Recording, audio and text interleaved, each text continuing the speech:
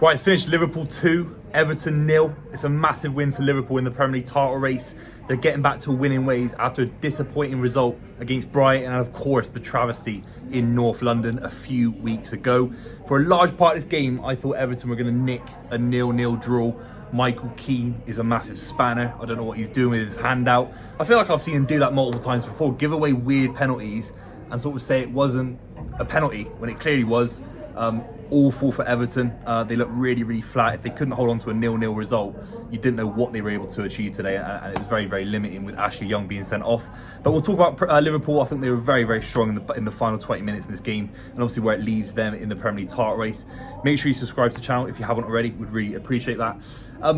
Look, first 50, 60 minutes of the game, drab, dross. It's the classic Liverpool derby. Everton were battling with a back five. I thought Keane and Tarkowski actually and Pickford were all actually really strong, solid, until at the 37th minute, the Ashley Young second yellow. Disappointing. The most experienced player, one of them, with James Milner in the whole league, giving away a cheap foul. I think Ashley Young screams as someone who's lost a little bit of pace in his legs. You can be the most adamant professional in the world, and once you're 37, 38, playing for Everton, you're running back all the time, especially at Anfield. You're in a world of pain, and he looks a little bit out of it today. Gives away the red card, and Everton are struggling for the rest of the game. I thought they really held on for a good 20, 30 minutes in the second half, very, very well. Made life very hard for Liverpool to break through. And then this guy, Michael Keane, I feel like he can get through a game looking decent and just give away 10 out of 10 errors every now and then.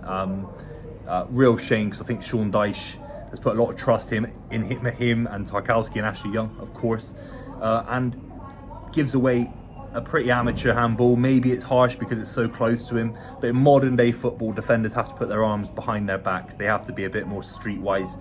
With VAR, obviously it took 5 minutes to get that decision, which I can't quite believe that they still had to review that decision. He had to run over to the screen to do that. A little bit embarrassing that a referee cannot call an obvious handball that I can 300 miles away as easy as that, but that's just where we are with VAR. They're still petrified about getting things wrong. He does get it right after 5 minutes, and then it's Salah who, again, week after week is picking up Liverpool, being the impetus that they need to go on and get 3 points week in, week out, and I think it's going to happen. They got the likes of Brentford, they got the likes of Luton coming up. If they come to City in November and pick up a win, these lot are in a Premier League title race. The quality of the second goal was absolutely amazing as well. Nunez on the break, breaking through, running through the lines for Everton, and really ripping them a new one in the final 5 minutes. And that's the kind of quality that Liverpool can display. Nunez came on with Harvey Elliott and actually changed the game, spread Everton very, very wide, very, very flat. And Everton struggled. There's no question about that. We have to talk about Liverpool again. That second goal was absolutely exquisite. The pace that Darwin Núñez offers Liverpool, I want to see more of it. Obviously, he's not starting every game for Liverpool. They had to manage the game, 10 men. It makes it hard, especially with the way Everton are anyway. Very defensive outfit, very flat, very deep. Núñez comes on, changes the game a little bit, and obviously gets the assist for the Salah goal. And then you look at it, and yeah, they struggled in the first half, Liverpool, to break down Everton. Meaningful chances weren't quite there. And they've come out 2-0 winners. They got back to winning ways. And Salah's picked up 2 more goals, and he's close to being the top scorer in the league this season. I think he's been absolutely incredible. And he's shown such a desire, such a hunger for Liverpool this season to absolutely get them back to where they have to be, and that is in the Champions League and fighting for Premier League titles. And I think they're more than in the Premier League title race. We have to talk about Everton very, very quickly. It's another loss. They're still stuck on 7 points. They're in and around the relegation zone. I think they're in a real world of pain. Beto came on today, didn't do much. Thinking of Jimmy Garner not being able to do much to influence the game against Liverpool. And there are Everton sides that have rocked up and been absolutely smashed at Liverpool, and Sean Dyche is giving them a platform to not be beat easily. But